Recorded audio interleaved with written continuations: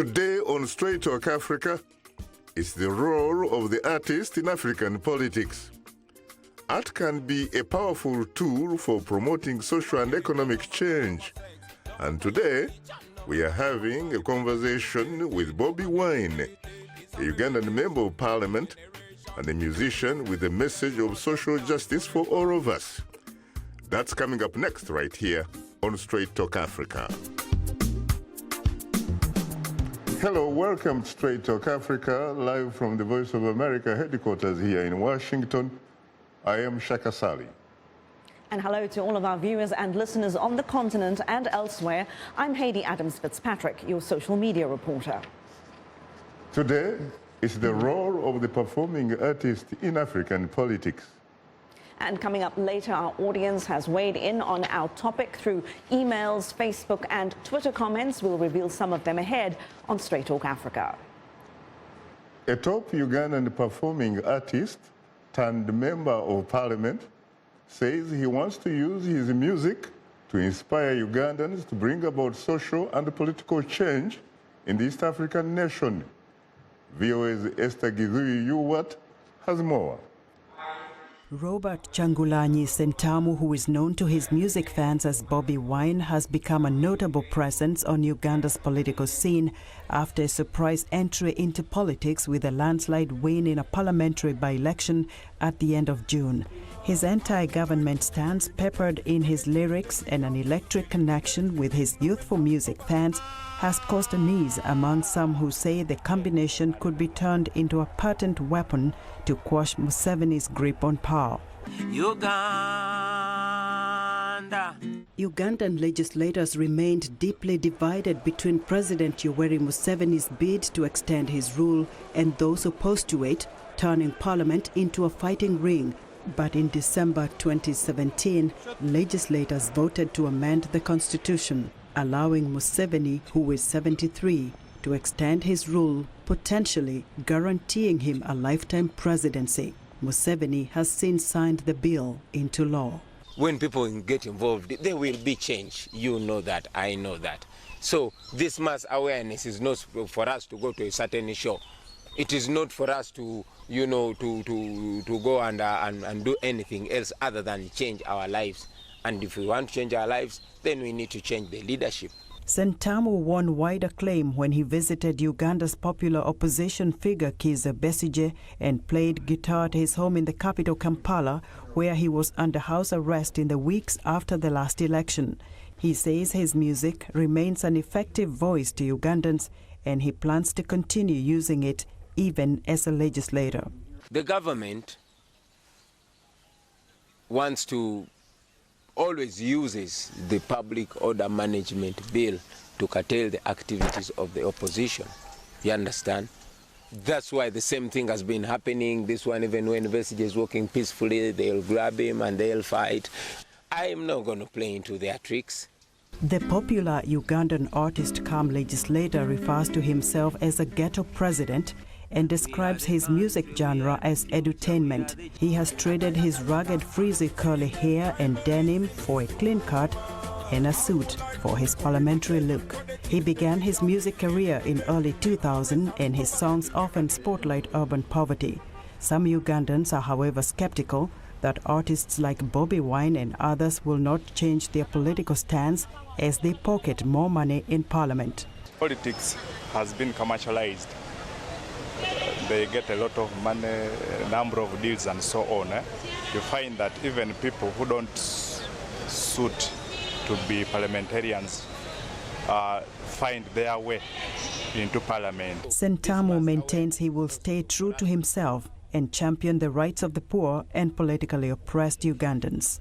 That kind of stereotype that has developed over time made people think that I'm turning around. I'm not turning around, I'm just growing into responsibility and seeing that if we want to change anything, we have to be involved, and I want to live by example. Uganda's popular musicians have either steered clear of politics or openly lent their talent to the ruling party, which pays them to sing pro-Museveni praises or perform at his political rallies. But Sentamu's star power and charity work among the urban poor especially in the slum neighborhood of the capital Kampala, continues to rise. Only time will tell if Bobi Wine will change his political tune.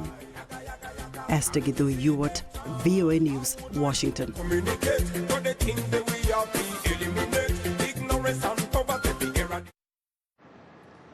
Thanks, Esther, for that interesting report.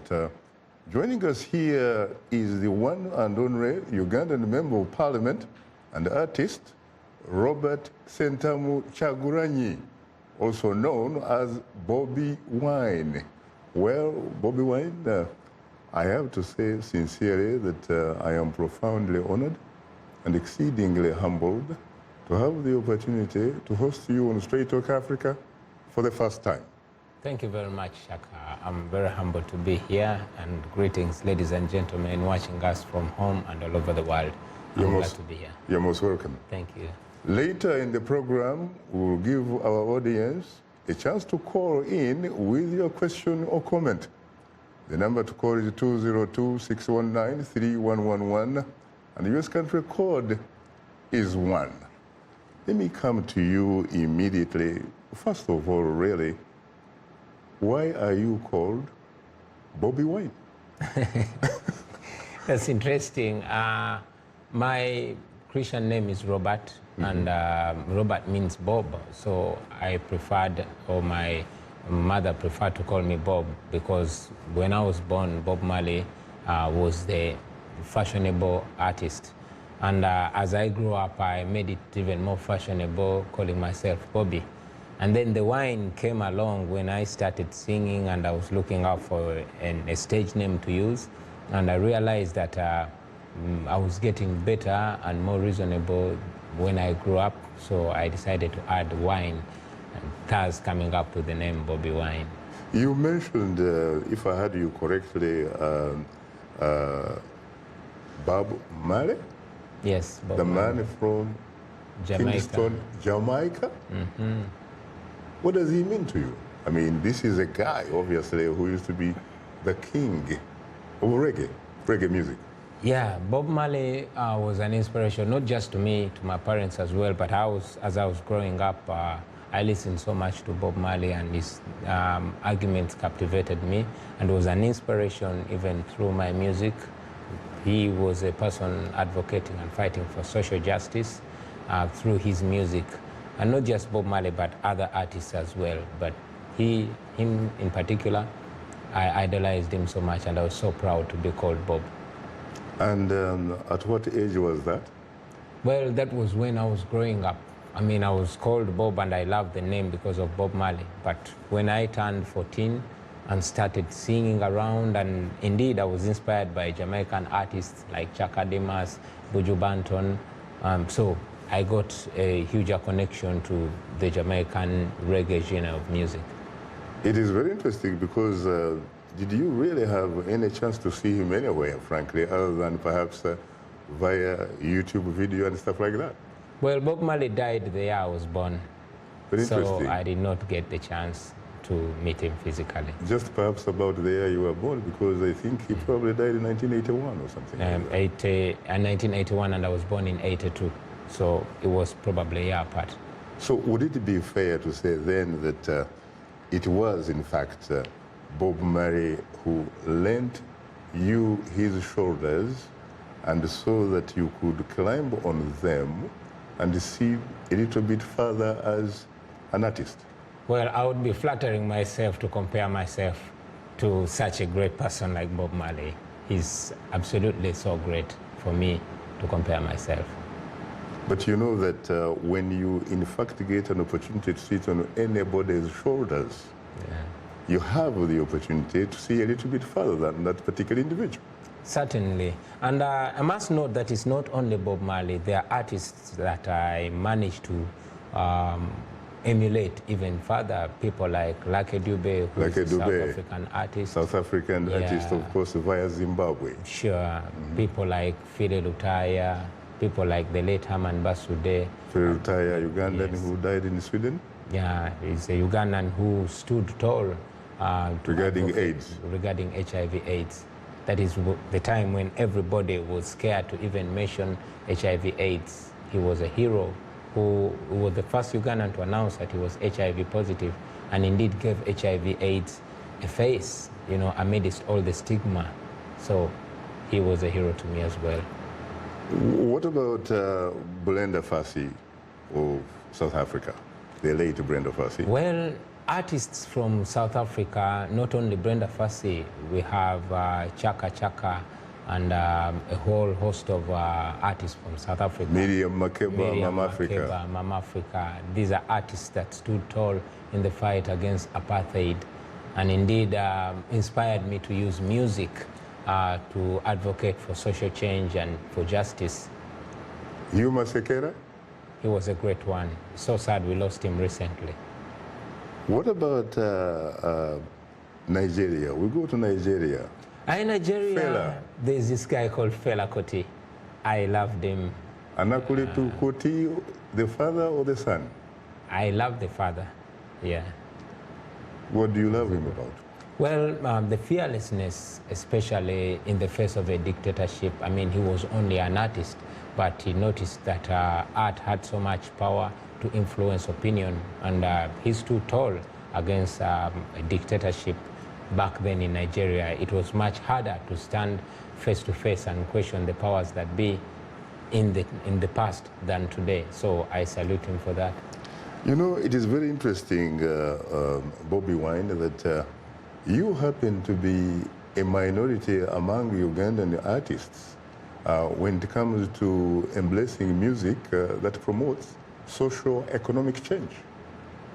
A lot of your colleagues, frankly, they seem to embrace music that supports the status quo, which is a music, when I was at school studying cross-cultural communication, which is a sort of music that promotes social control. Mm-hmm. On the contrary, Shaka, I wouldn't want to elevate myself at the cost of my fellow artists back home. It should be noted that very many artists stand for social change, only that many of them, of course, are in one way or another afraid to come out boldly and state what they stand for. But very many artists back home, those that I get to speak to, are sharing the same plight and indeed share the same emotions about the status quo back home. Of course, very many look at their art as a source of wealth, and when there's an opportunity to make $1 million or $2 million out of their music, regardless of what they use it to reflect, they take it. But Uganda and Ugandan artists, not only singers, poets, writers, and actors have stood and questioned the powers that be. We should note the late Byron Kawadwa. Mm-hmm. He was murdered for the same. And indeed, we had a great man called Okot Bitek from northern Uganda. I idolize him because this is a guy that we see in history that stood. He was a literary giant. Certain. Song of Lawino. Yeah, Song of Lawino. Song of Accord. Yeah. Very interesting. But how can you possibly put on the same page, frankly, an artist with fear? Artists are supposed to be fiercely independent-minded. They're supposed to be social narrators. They're supposed, in fact, to provide a voice to the voiceless. Yes, yes. And if I'm to quote the late Okot Bitek, he said, artists are the mirror of society. We reflect what exactly is happening in society. It has been happening over time, but we must acknowledge that fear sometimes overrides most of them. You know, the fear factor in the art industry, you know, is also something that is stopping artists from performing their noble duty of reflecting the voices and aspirations of the people they perform to. So how come you do not seem to fear? It's not that I do not fear, no. It's just because maybe I think there's something more important than fear. I mean, Nelson Mandela has taught us before that courage is not the absence of fear, but it's the ability to overcome that fear. So don't get me wrong, I'm a natural human being. I get frightened and scared for my life and for my future, but again, because I know that that fear, there's something more powerful than fear, and that is the destiny that we hold together as a generation and as a country. I like that. Well, time happens not to be our best ally, and for that, before pausing for a short break, we want to remind you that Straight Talk Africa is now streaming live on Facebook. To watch our show, just enter the keyword Straight Talk Africa, and don't forget to share it with your friends. We are on Twitter, and we are tweeting live. Follow us at VOA Shaka. That's VOA Shaka. Join in on today's discussion with your questions and comments. Don't forget to use the hashtag VOA Uganda Bobby, and we will air some of your comments later in the show. We'll be right back with you, so please don't go away.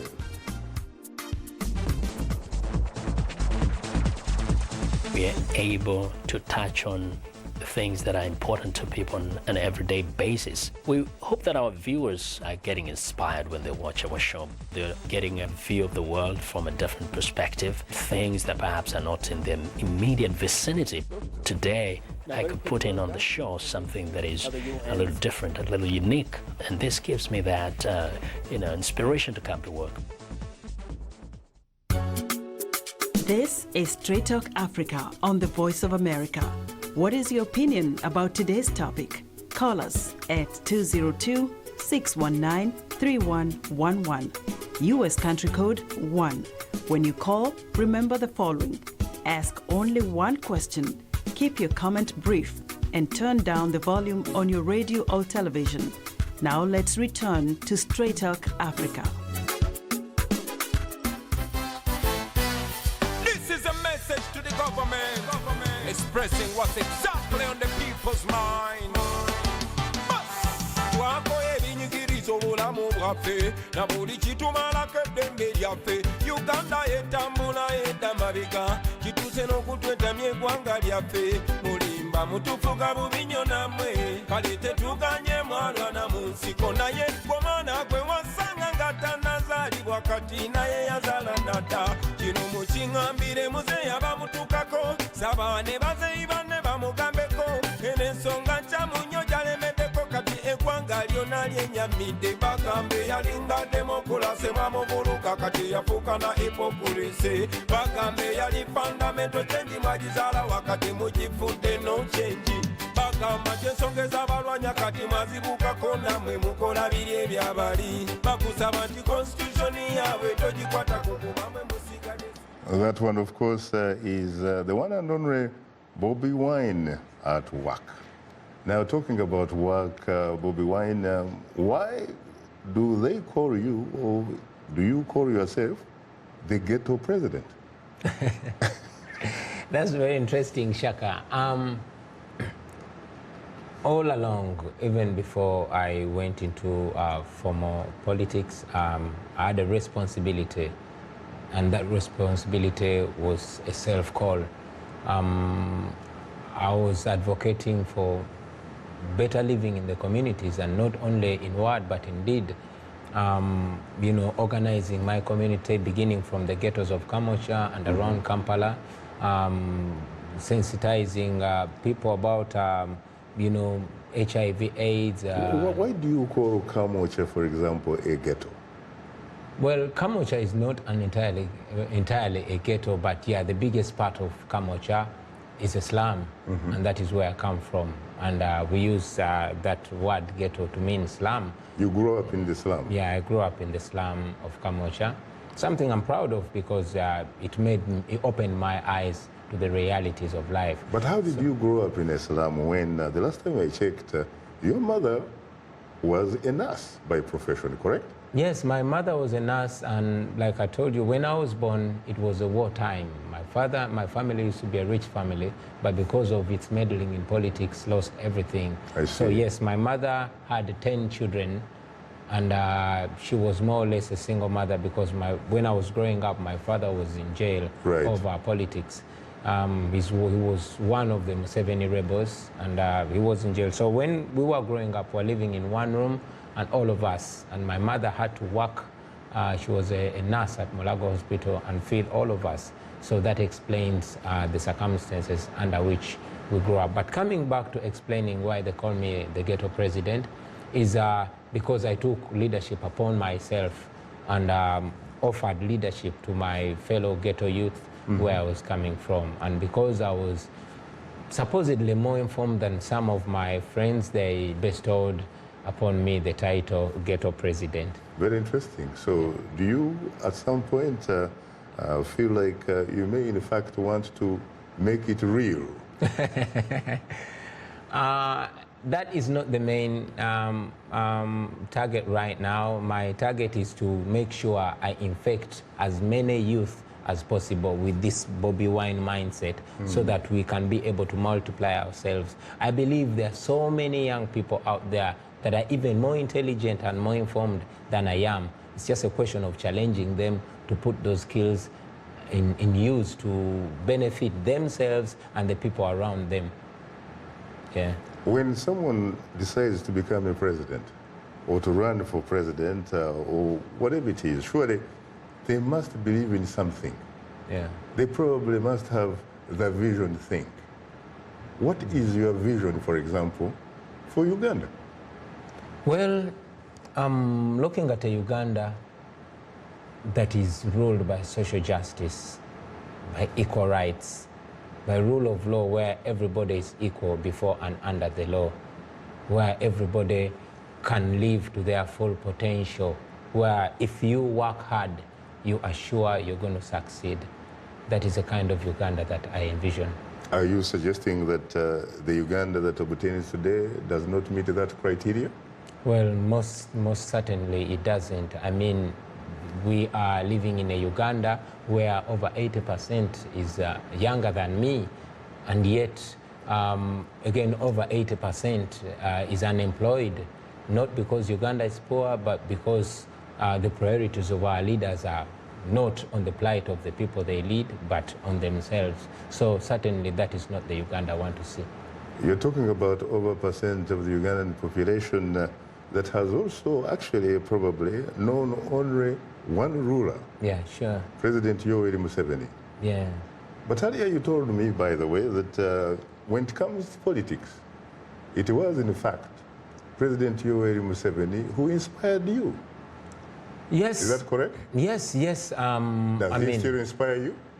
Well, I was inspired by President Museveni of 1986 all the way to probably 1996.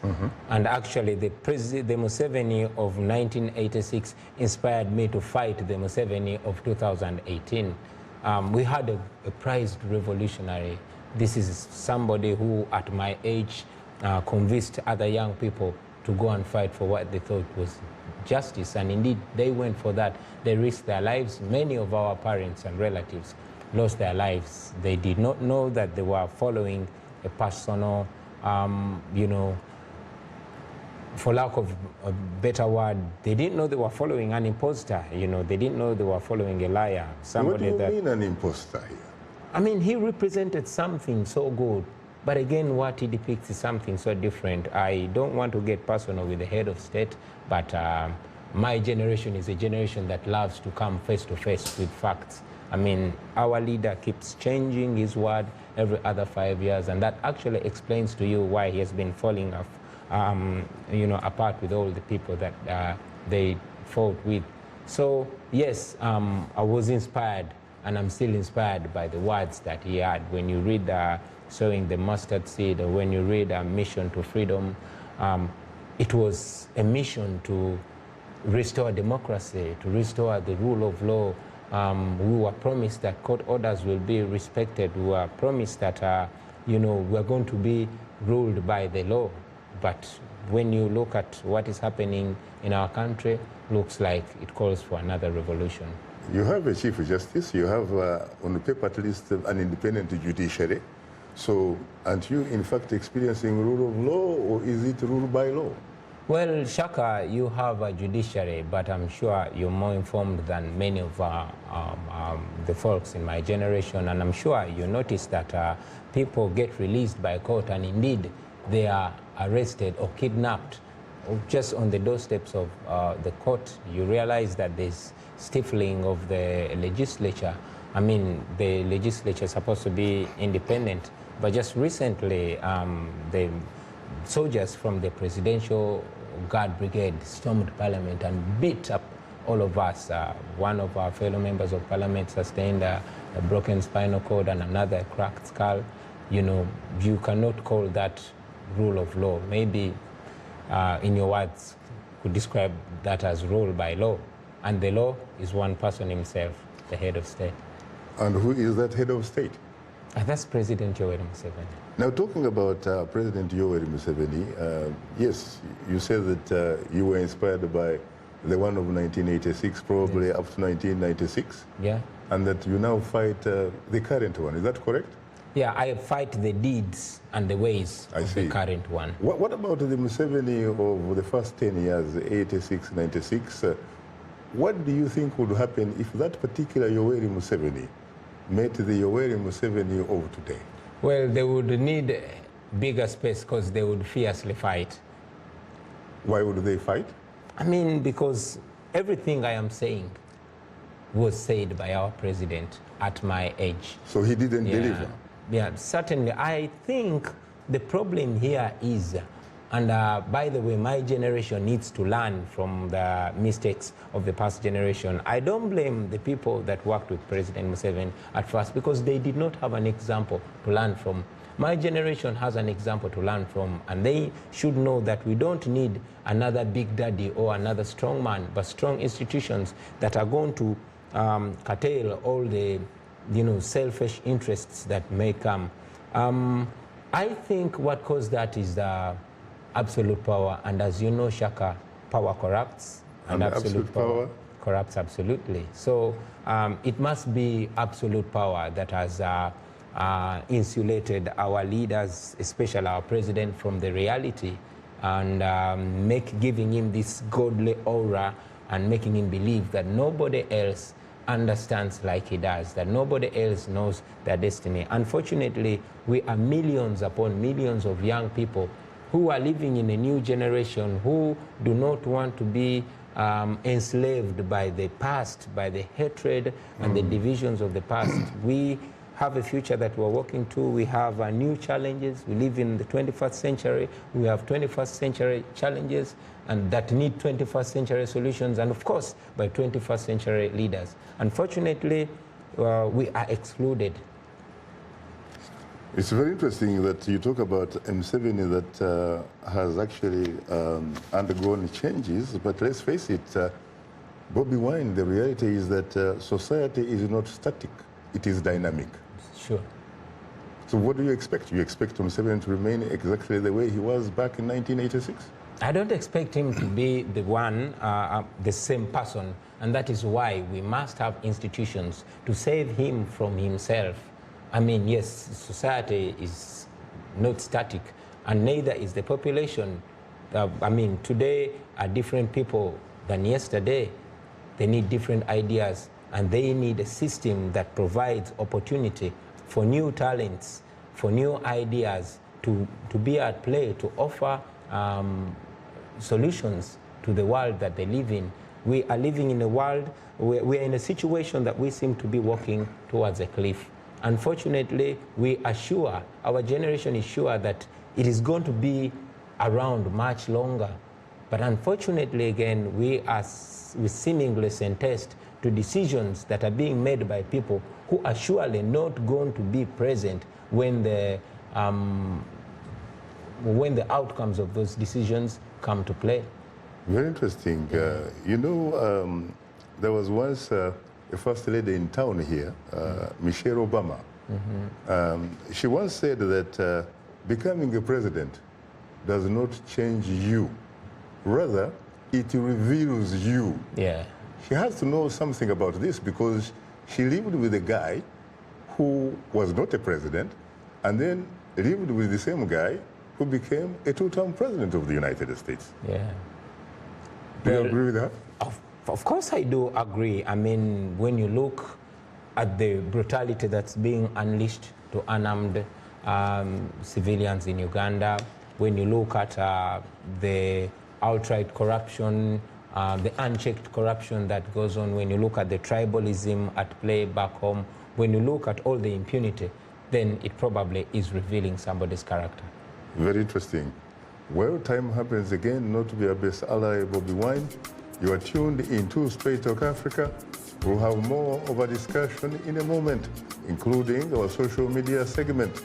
So please, don't go away because we'll be right back with you.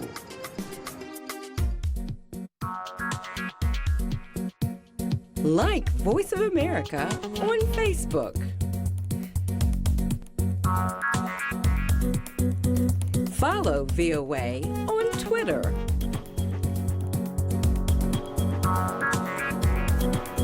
Join VOA on our YouTube channel. Like, follow, join VOA. This is Straight Talk Africa on the Voice of America. Call us now with your questions and comments. The number is 202-619-3111 and the U.S. country code is 1. Call us direct and we'll call you right back. Remember to turn down the volume on your radio or television and keep your comments brief. Now back to Straight Talk Africa. Thank you very much, Esther Gizu, your words, and of course, welcome back to Straight Talk Africa, live from Washington. It's time to bring in our social media reporter, Heidi Adams-Fitzpatrick. Take it away, Heidi. Thank you very much, Shaka. We've received excellent and a lot of social media feedback this week. We are, of course, talking to Bobi Wine, who is an outspoken member of the Ugandan parliament. He's also a businessman, an activist, a humanitarian, and a musician.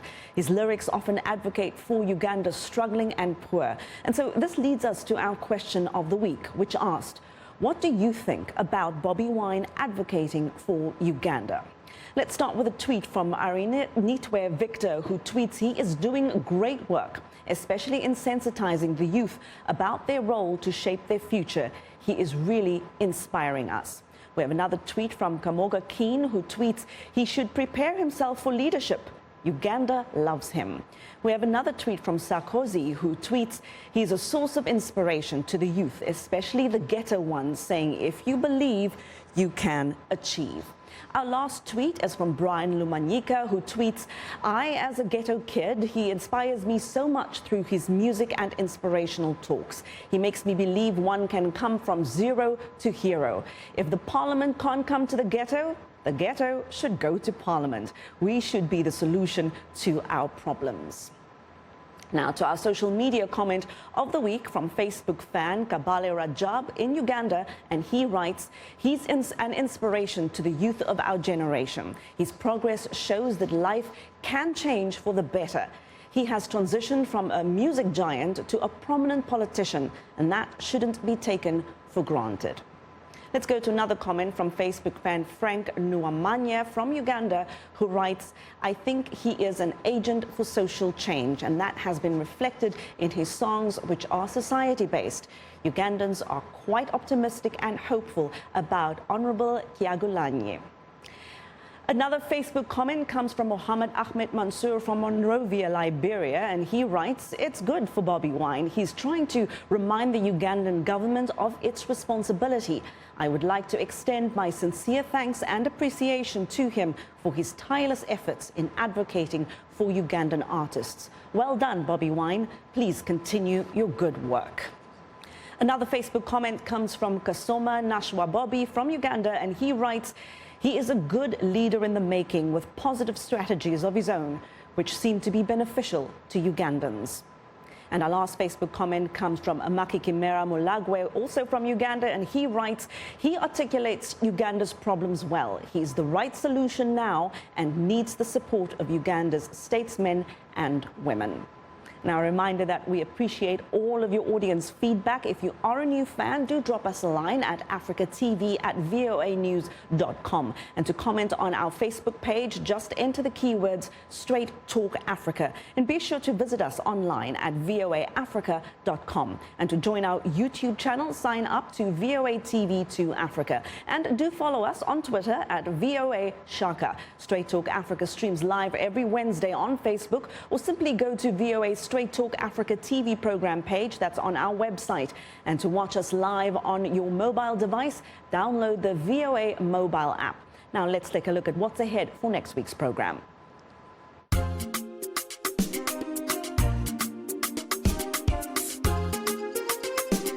the next Straight Talk Africa, South Africa's ruling party is demanding its most prominent member, President Jacob Zuma, resign from office. It wants a new president and cabinet in place as soon as possible. We'll discuss the implications of the ANC's push to remove Zuma from office on the next Straight Talk Africa. And that's it for our social media segment today. Chaka, you and Bobby Wine, of course, have a lot of inspired social media comments to discuss, so I'll hand it back to you. Heidi, thank you so much for sharing some social media reaction with us, of course, and we are discussing the role of the performing artist in African politics. Our distinguished guest is Robert Sentamu Kyagulanyi, also known as Bobby Wine, a Ugandan member of parliament and artist. And of course, Bobby Wine, once again, I will say that I'm profoundly honored and exceedingly humbled to have the opportunity to host you on Straight Talk Africa for the first time. Thank you very much, Shaka. You're most welcome. Thank you. When we talk about wine, do you drink wine? Am I supposed to say that? Probably my son is watching. Really? And I don't want to inspire no alcohol. Because I was going to ask you whether you drink a bit of red or white or rosé. I wouldn't rule it out. I mean, wine is a good thing for our stomachs. So yeah, I wouldn't mind a glass. In fact, they say that if you drink red wine, sometimes it could probably add value to your health and your age. You know, so why not try a glass? Very interesting. Yeah. Now, when I listen to the social media reaction from almost everybody, frankly, it looks like you must be a uniquely gifted individual.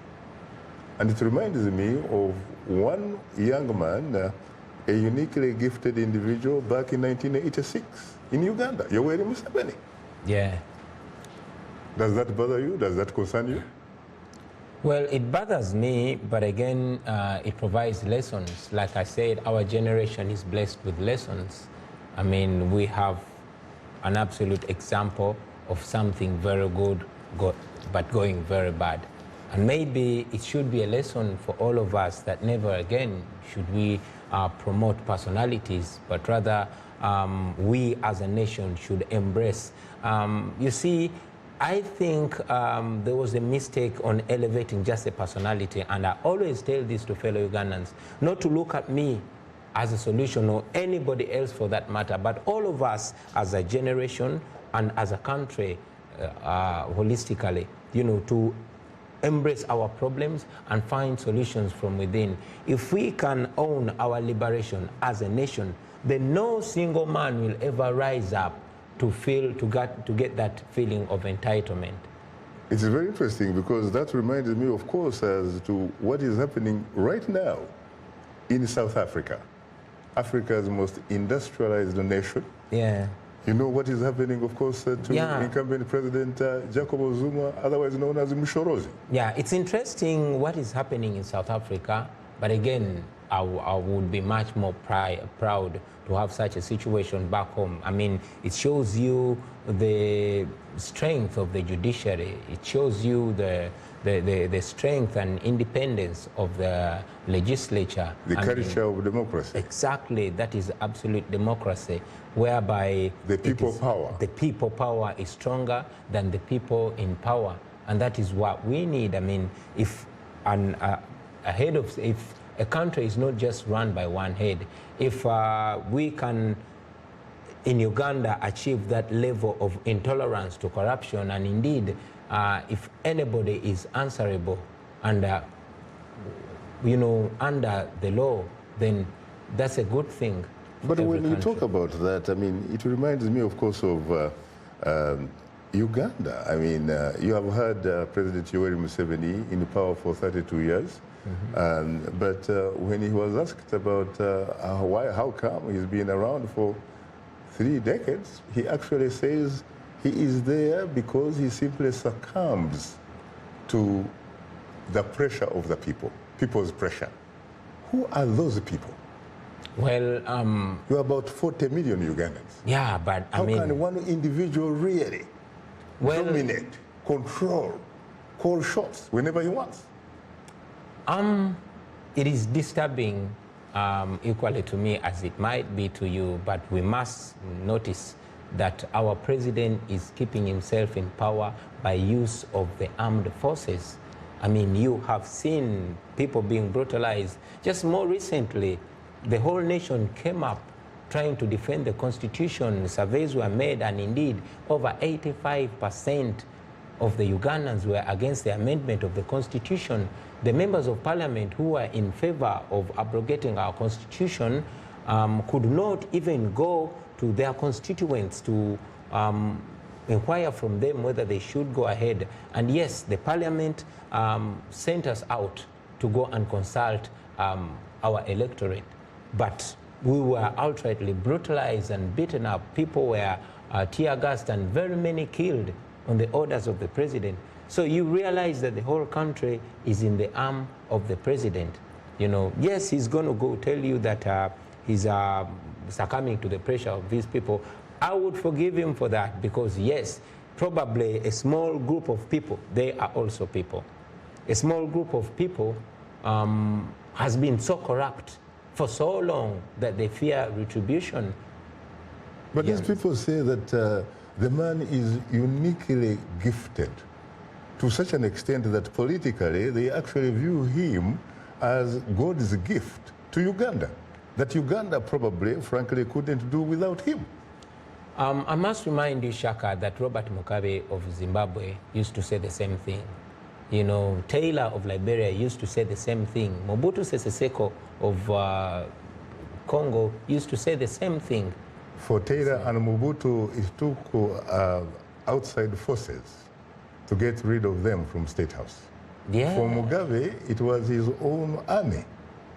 So you talk about... And for Blaise Compaoré, it was the people. It was the people power. So we must know. Plus the presidential guard, as a matter of fact, who could not shoot a bullet at the people. Yeah.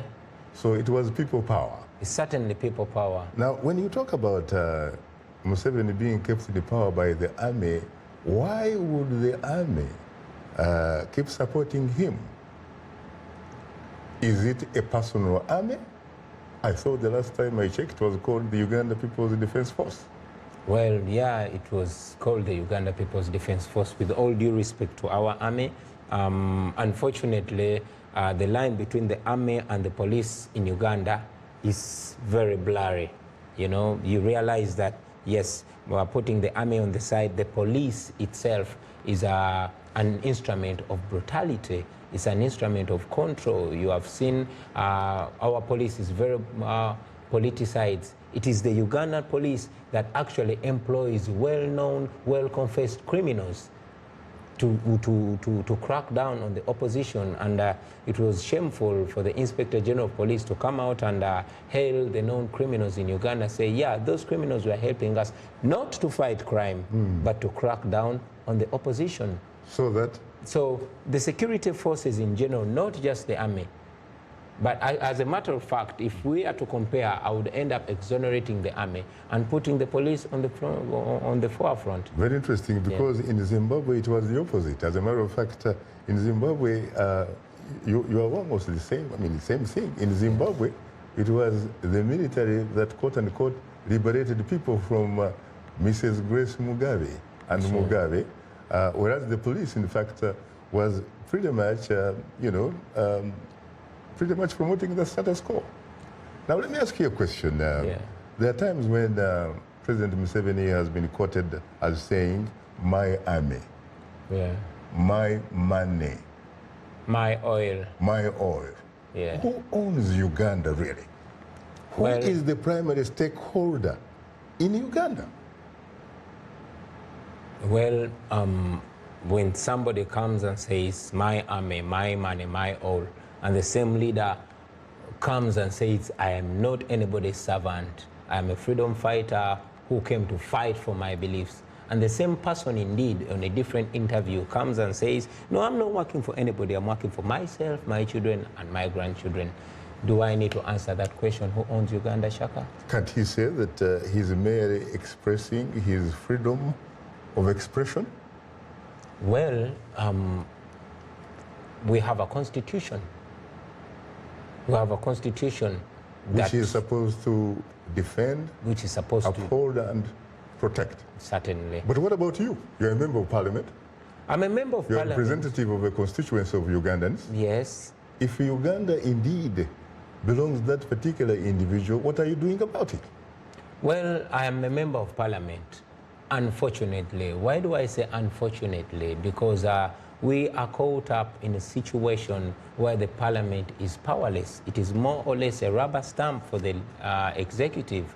Like I said, when we tried to stand up to the outright abrogation of the Constitution, we were brutalized, not outside, but on the floor of Parliament. That last happened in 1966 when Milton Obote was abrogating the independent Constitution. Yeah. How could the Speaker of the National Assembly allow such a thing to happen? Well, you should have asked first, does the Speaker have any power?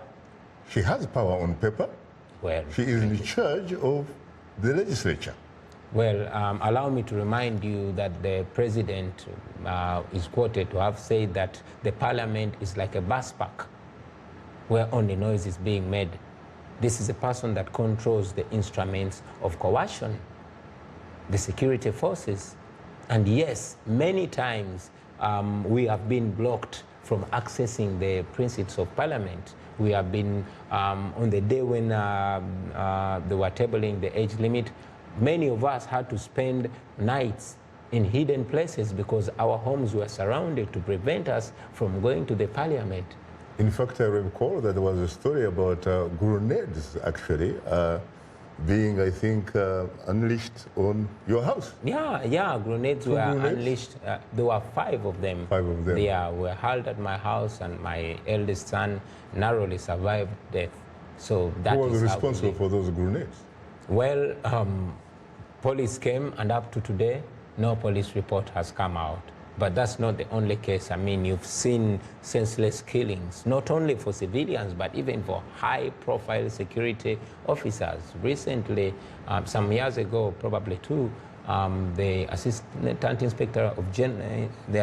Inspector General of Police was gunned down. We've never had a report about that. Felix Kawesa? Yes, Felix Kawesa. And indeed, many people, ordinary and outstanding, they keep getting killed. We never get no report. So tell me, Bobi Wine, are Ugandans citizens or are they subjects? Well, citizens meaning they owe allegiance to the state and therefore they have constitutional rights, inalienable rights, and in fact, birthrights, or subjects because they basically do not own any constitutional rights. They have privileges granted to them by an individual authority. Yeah. Like a dictator, a presidential monarch, or a kabaka for that matter. Are Ugandans citizens or subjects in practice? Ugandans are supposed to be citizens, but they are subjects and are constantly degenerating into slaves. Why? It is going to take, it's many reasons, Shaka. It should be noted that actually many of our fellow countrymen and women do not know that they are indeed slaves because they are kept in the dark. We have a population that has never seen another president, and they are convinced that they do not have the right and ability to put a leader in and out of power by their vote. They are convinced that the people who vote don't matter, but the people who count their votes matter. Our president is on record saying that a mere paper cannot get him out of power. So yes, it's so every 5 years you simply go through the motions? Every 5 years we simply go through the motions. But our interest as a generation is to break that status quo, is to reinvent ourselves, is to claim the rights that are given to us by God and granted by the Constitution. If we were born in some other country that is not a constitutional or republic, I mean, we wouldn't mind. But when you read in the Constitution, it says fundamental rights are not granted by the state, they are inherent. When you look at the Constitution, it gives us rights. And those are the rights that we need, first of all, to sensitize our fellow countrymen and conceive it within ourselves that those are our rights. and thereby we shall go and achieve them. Let's go to the lifeline of the show, which are the telephone callers. Good afternoon, Dennis from Chicago. You're most welcome to Straight Talk Africa. Yes, good afternoon, Shaka and Honorable Bobby Wine. We're terrific. How are you? Very good. My name is Dennis, Ugandan calling from Chicago. Mm-hmm. Yeah, so glad to hear Bobby Wine in the studio today, and just wanted to bring this forward to him as one of those young men in Uganda that have come out to speak for those who cannot speak for themselves, and we very proud of him, and also just to relate to his life story from where he has come from and how much he's inspiring young people, and that is something very great. But I would also like to ask him, Honorable Chagulanyi, to rally his fellow artists that we know that change in every society, world over, the role of artists cannot be ignored. So if he should rally the like-minded artists like him, then they can spread the message to the masses. Thank you. You're most welcome. Let's go to Connecticut. Tommy from Connecticut, good afternoon. Good afternoon, sir. Thank you so much for taking my call. You're most welcome, sir. What is your question or your comment? My question is, I'm a musician, have been all my life. I'm very interested, a student of history. I'm very interested in what kind of force promoting change that music might have within Uganda and the rest of Africa. Is it promoted by authorities? Is it aided in any way? Because music, by nature, promotes a force of change. And many times, governments and authorities do not like that change. What would your opinion on that be? Thank you very much. Would you respond to those questions, please? Yeah, unfortunately, I wasn't able to listen to them. Could you repeat them for me, please? He's saying that he's a musician himself, Yeah. and he thinks that any musician would pretty much be in support of social change. Sure. Well, I certainly agree with him. You know, music is a reflection of reality. It's a gift from God. We never buy it. So apart from using it for only entertainment, we should use music to better society and to leave a positive legacy. You can't hear any questions? No, I can't hear the questions. It's very unfortunate. And of course, the Dennis from Chicago pretty much, compliments you for whatever you are doing. And he thinks that you should mobilize your fellow musicians so that together you can really figure out a way of sensitizing Ugandans so that you can empower them to work towards social economic justice for all of us. Yeah, sure, Shaka. It is very important for us as musicians, especially we in Uganda. I mean, for those who are in support of the status quo and for those that tend to speak truth to power, we should come together and know that none of us is immune to the situation.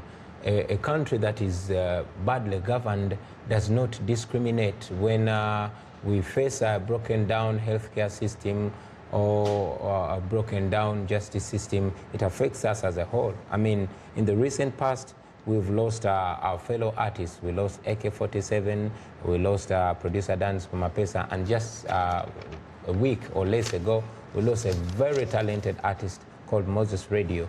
Some of these artists actually were in support of the regime. I'm not holding them against that because that's their constitutional right to believe in what they want to believe in. But at least they should hold their leaders to account because, I mean, when one faces a life-threatening situation and there is no health facility to take care of their lives in danger on account of the rampant corruption, then we all face the same plight. Nobody is safe. So yes, it is important for us artists as voices of our society to reflect the needs and aspirations of the community and of the population of Uganda. Let me ask you a question about Kenya. Yes. A very key neighboring country. There are a lot of things happening there. You recently heard, of course, major opposition leader Raila Amolo Odinga taking an oath of the people's president and demanding for what he calls, among other things, electoral justice. You had the government reacting by obviously arresting people and in fact going to the extent of shutting down even private media stations so that people do not get information. You had a situation where the government ignores, for example, 5 court orders to release one Miguna, an activist and lawyer, and in fact deporting him to Canada even though he was born in Kisumu as a citizen. And the Constitution of Kenya actually says you cannot revoke anybody's citizenship, you cannot deport a citizen from your country. How do you respond to that? And people that live in the diaspora and yet come from countries like Uganda and Kenya? Kenya is our immediate neighbor, and whatever happens in Kenya has a direct bearing on Uganda. I mean, we are brothers, only separated by artificial borders. It's important to pay attention on what's happening in Kenya. Yes, Kenya, all of us who are proud of the Kenyan Judiciary when it followed, when it exhibited the strong independence of the judiciary. I mean, it was the first annulment of a presidential election in Africa. And the 4th in the world, as a matter of fact. Sure. So that is something to be proud of. And indeed, yes, it was respected by the president, by the incumbent and the opposition. And they went to the polls. It was important, in my opinion, to look at what had caused the nullification of that presidential election, because I noticed that the irregularities that caused the annulment were not addressed, which is something of concern. And again, I hope that Kenya is not degenerating into lawlessness, because the disrespect of court orders does not paint a very good picture on such a seemingly better democracy than ours in Uganda. How was your trip so far? Successful? Yeah, it is nice. It is nice. I've been meeting up people from different walks of life. I've met up with Ugandans. We had a town hall meeting in Boston, and indeed we're having a town hall meeting here in Washington, D.C. And you were at Harvard Kennedy School, of course, for a week. Yes, I was at Harvard Kennedy School and met up, networked with very important people. Finally, if we are to look in the camera and talk to the audience, what message do you have for the Ugandan youth who make up the vast majority of Ugandans, really, in terms of social change? You have 30 seconds. Well, in 30 seconds, honestly, I would have had quite a lot to tell the Ugandan youth, but because it's 30 seconds, I'll tell the Ugandan youth that the leaders that you look at now gave their biggest contribution when they were our age. And indeed, all the leaders in the world, the most prime time for a person to contribute to his country is the youthful years. You realize that we are the youngest population in the world. That means two things. It means we can either be a liability to our country or an asset. So it is high time that we take up the mantle. It's high time that we take responsibility for our future. The people that are making decisions for us right now are not going to be around to face the outcomes of the decisions that they are making in the future. So it is upon us to take up the mantle and decide the kind of Uganda that we want ourselves and our children to live in. Thank you very much. On that note, thanks to my distinguished guest, Robert Sentamu Chaguranyi, also known as Bobby Wine. Thanks to affiliate stations, along with our wishers and viewers. Get better, not bitter, Uganda, and let's keep the African hope alive.